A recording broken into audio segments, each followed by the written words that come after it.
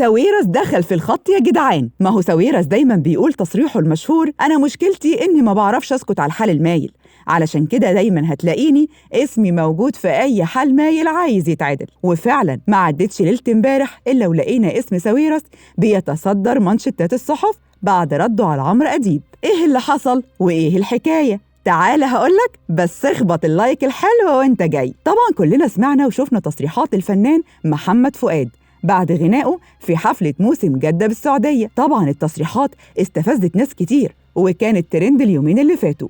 هجوم شرس على فؤاد بسبب تصريحه بإن الشعب السعودي هو اللي علمنا الكرم والأخلاق. الهجوم ما كانش بس في الفيسبوك أو تويتر، لا ده كمان كان من خلال مقدمي برامج التوك شو زي محمد الباز ومحمد علي خير وغيرهم من اللي وجهوا اللوم لمحمد فؤاد. لكن الوحيد اللي دافع وبشراسة عن فؤاد هو الإعلامي عمرو أديب. في حلقة برنامج الحكاية بالأمس عمرو أديب قال: أنا ملاحظ إن الفنانين لما بيروحوا يغنوا في السعودية لازم يتقطعوا حتت، ولما بيروحوا يغنوا في دبي أو الكويت أو حتى في تركيا مفيش حاجة بتحصل.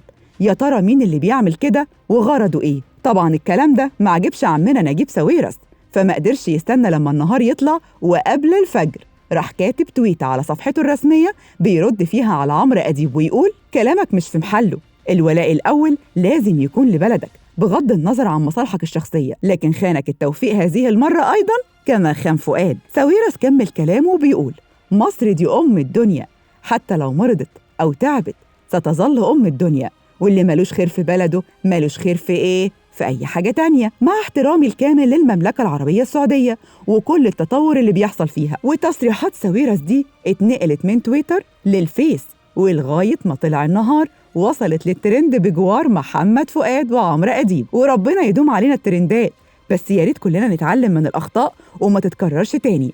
أنا مش عارفة الفنانين لما بيروحوا السعودية عقلهم بيتلحس ولا إيه؟ ما تنسوش تشتركوا في قناة مصر اليوم على يوتيوب وتفعلوا زر الجرس علشان يوصل لكم كل الأخبار أول بأول.